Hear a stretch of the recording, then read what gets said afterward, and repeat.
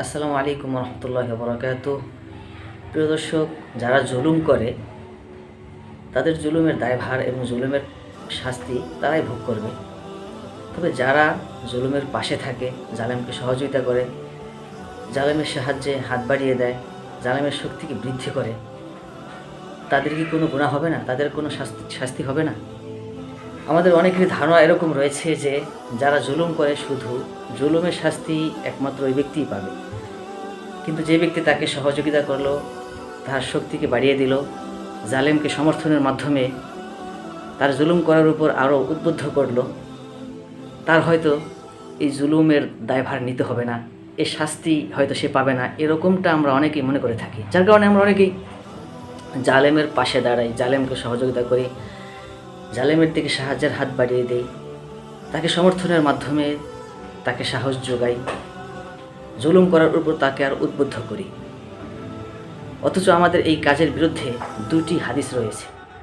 একটি হাদিস বাইহাকি ফি শুআবুল ঈমানের মধ্যে এবং তবরানি ফিল মুআজামিল কাবীর এর মধ্যে। হাদিসটি হলো আন জাবির রাদিয়াল্লাহু তাআলা আনহু قال قال رسول الله صلى الله عليه وسلم মান আ'আনা যালিমান, যে ব্যক্তি জালেমকে সাহায্য করলো, সাল্লাল্লাহু আলাইহি, ওই জালেমকে আল্লাহ তাআলা ওই সাহায্যকারীর উপর চাপিয়ে দেয়। অনেকে ভাবি যে অমুক দল বা অমুকে তো জুলুম করে, আমি তো জুলুম করতেছি না, তবে আমার সমর্থনের কারণে, আমার সহযোগিতার কারণে, আমার তার সাথে যোগ দেওয়ার কারণে তার শক্তি বৃদ্ধি হলো, এরপর সে আরও জুলুম করতে উদ্বুদ্ধ হলো। হাদিসের ভাষ্য অনুযায়ী আমিও এমন একটি সময়ের পতিত হব যে সময়তে আল্লাহ তাআলা ওই জালিমকে আমার উপর চাপিয়ে দেবেন। অপর আরেকটি হাদিস রয়েছে, যে হাদিসের মধ্যে রাসূলুল্লাহ সাল্লাল্লাহু আলাইহি সাল্লাম বলেছেন, মান মাশা মা যালিমিন ওয়া হুয়া ইয়ালামু আন্নাহু যালিমুন খারাজা মিনাল ইসলাম, যে ব্যক্তি কোনো জালেমের সাথে চলাফেরা করে, ওঠা বসা করে, যে অবস্থা সে জানে যে সে একজন জালেম, সে ইসলাম থেকে বের হয়ে গেল। এই হাদিসটির মর্মার্থ হচ্ছে, যে ব্যক্তি জালেমের সাথে চলে, তার শক্তি বৃদ্ধি করে, তাকে সহযোগিতা করে, তাকে তার জুলুমের উপর আরও সমর্থনের মাধ্যমে উদ্বুদ্ধ করে, তো সেই ব্যক্তি ইসলাম থেকে একেবারে বের হয়ে গেল। তো এই হাদিসটি নিয়ে যদিও সনদান কিছু আলেমদের মধ্যে মতানৈক্য রয়েছে, তবে এই হাদিসটির মূল অর্থ এবং যে মতনটা রয়েছে এটা কোরআনের আয়াতে সমর্থিত এবং অন্য অনেক হাদিসে এটা সমর্থনে রয়েছে। যেমন কোরআনের একটি আয়াত, সূরা হুদের 113 নম্বর আয়াতে আল্লাহ তাআলা বলেন, ওয়ালা তারকানু ইলাল্লাযিনা যালামু ফাতামাসসাকুমুন নার, তোমরা জালিমের দিকে কখনো ঝুঁকো না, তোমরা জালিমের দিকে কখনো নত হইও না। জালিমকে সমর্থনের মাধ্যমে, তাকে বল যোগানের মাধ্যমে, তাকে সহযোগিতার মাধ্যমে বা তার প্রতি নমনীয়তা প্রদর্শনের মাধ্যমে তার দিকে ঝুঁকো না। ফাতামাসসাকুমুন নার, তাহলে ওই জাহান্নামের আগুন তোমাকেও একদিন গ্রাস করবে। তো দেখেন, নিজে জুলুম করা, নিজে জালেম হওয়া অথবা কোনো জালেমকে সহায়তা করা, উভয়টাই পাপ। কেমন পাপ?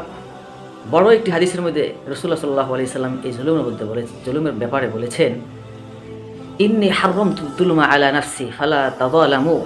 আল্লাহ তাআলা হাদিসে কুদসির মধ্যে বলেন যে আমি নিজের উপর জুলুমকে হারাম করেছি, সুতরাং হে দুনিয়ার মানুষ, তোমরা একে অপরের উপরে জুলুম করো না।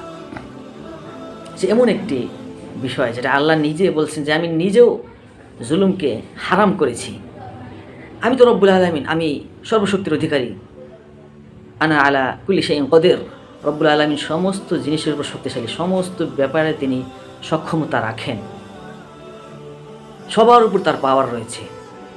তিনি পাওয়ারের মাধ্যমে যে কারোর উপর জুলুম করতে পারেন, এটার সম্ভাবনা বা এটার শক্তি সামর্থ্য তার রয়েছেন, রব্বুল আলামিনের রয়েছেন। থাকা সত্ত্বেও আল্লাহ তাআলা হাদিসে কুদসির মধ্যে বোঝালেন যে জুলুম এমন এক নিকৃষ্ট অধ্যায়, আমি নিজেও নিজের উপর জুলুম করাকে হারাম করে দিয়েছি, সুতরাং তোমরা শান্তি শৃঙ্খলাময় পরিবেশে সুখ শান্তিময় জীবনযাপন করার জন্য একে অপরের উপর জুলুমকে হারাম করে দাও, কেউ কারোর উপর জুলুম করো না। তো জুলুম করা নিষেধ, জুলুম করা হারাম, এটা একটা কবিরা গুনাহ।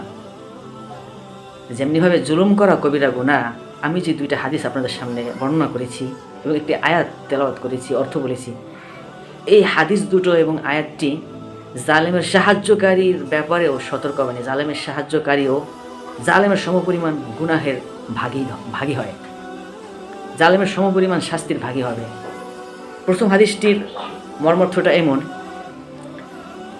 যে অনেকে ভাবতে পারি যে অমুকে অনেক শক্তিশালী ক্ষমতাবান, আমি তাহার সমর্থন করলে হয়তো সে জুলুম করে, তাতে আমার কিছু নেই, আমি তো সুবিধা পাচ্ছি, আমি তো সুবিধার মতো সুখে শান্তিতে যাপন করতেছি, আমার তো কোনো সমস্যা নেই।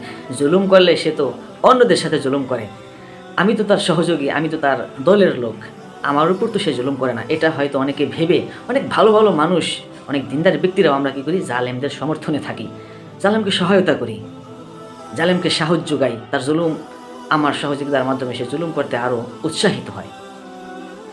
কিন্তু এই হাদিসটার মধ্যে যে একটা ভয়ঙ্কর সতর্কবাণী দিয়ে দিয়েছেন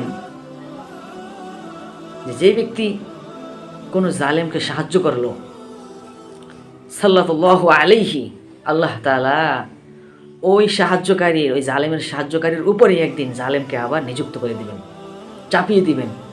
আজকে অন্য কারোর উপর জুলুম করতেছে, আপনি জালেমের সহায়তাকারী হিসাবে আছেন, জালেমের পক্ষে থাকার কারণে আপনি এখন সুখে শান্তিতে আছেন, আরামে আছেন, তার পক্ষের দলে থাকার কারণে আপনি খুব সুখ শান্তিতে আরামায়েশে আছেন এবং নিরাপত্তা বোধ করতেছেন, আত্মতৃপ্তি নিয়ে আছেন।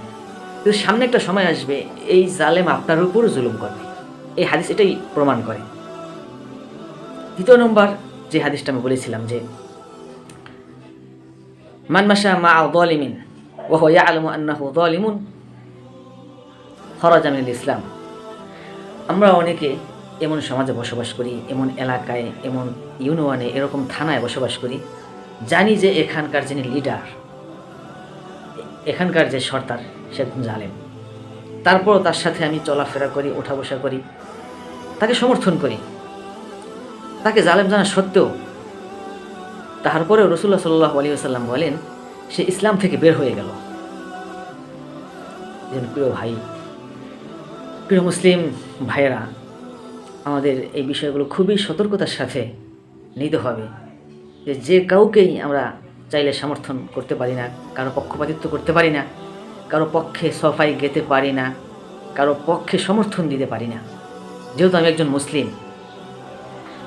আর হাদিসের মধ্যে আসছে খরাজা মিনাল ইসলাম, জালেমকে সহায়তার কারণে, জালেমের সাথে উঠা বসা করার কারণে, জালেমকে সমর্থন করার কারণে সে ইসলাম থেকে বের হয়ে গেল।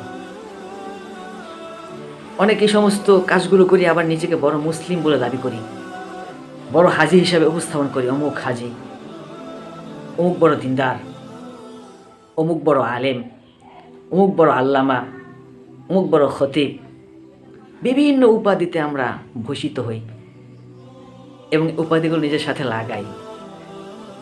এমন কাজ, যে কাজটা করার কারণে ইসলাম থেকেই বের হয়ে যায়, সে কিভাবে আবার আল্লামা থাকে, সে কিভাবে আবার আলেম থাকে, সে কিভাবে মুত্তাকি পরহেজগার থাকে। জালেমের সাথে উঠা বসা করলে তো সে মুসলমানই থাকতে পারে না, আর আল্লামা, পরহেজগার, তাকওয়াবান, আলেম, এগুলো তো দূর কি বাত।